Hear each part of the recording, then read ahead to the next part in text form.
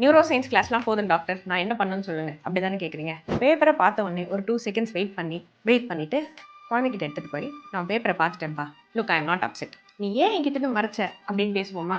அப்படின்னு நம்ம சொல்லும்போது உடனே குழந்தைங்க என்ன சொல்லுவாங்க, எனக்கு வரலப்பா, ஐ எம் யூஸ்லெஸ்ப்பா, ஐ எம் ஒர்த்லெஸ்ப்பா, அம்மா எனக்கு மேத் வரலம்மா, நான் இனிமேல் ஸ்போர்ட்ஸுக்கு போகல அப்படி தானே சொல்லுவாங்க.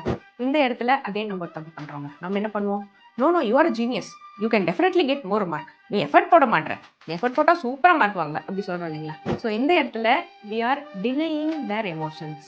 நான் யூஸ்லெஸ்ன்னு ஃபீல் பண்ணுறேன், ஆனால் எங்கள் அப்பா என்னை யூஸ் பண்ண சொல்கிறாரே அப்படின்னு அவங்களுக்கு ஒரு ப்ரொமோஷனை க்ரியேட் பண்ணுறாங்க. அப்படி பண்ணாமல், எஸ் உனக்கு யூஸ்லெஸ் அப்படின்னு ஃபீல் ஆகிறது எனக்கு புரியுது, but I have a magic. நம்ம 2 பேரும் சேர்ந்து ஒர்க் பண்ணி நல்ல மார்க் வாங்குவோமா, ஸ்போர்ட்ஸ் அடிக்கடி விளையாடி பெட்டர் பண்ண ட்ரை பண்ணுவோமா, பண்ணணும்னு தோணுதா அப்படின்னு கேட்கும்போது we create an algorithm in their brain.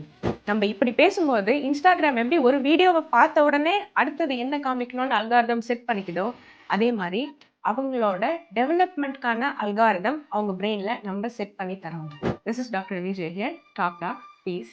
Thank you.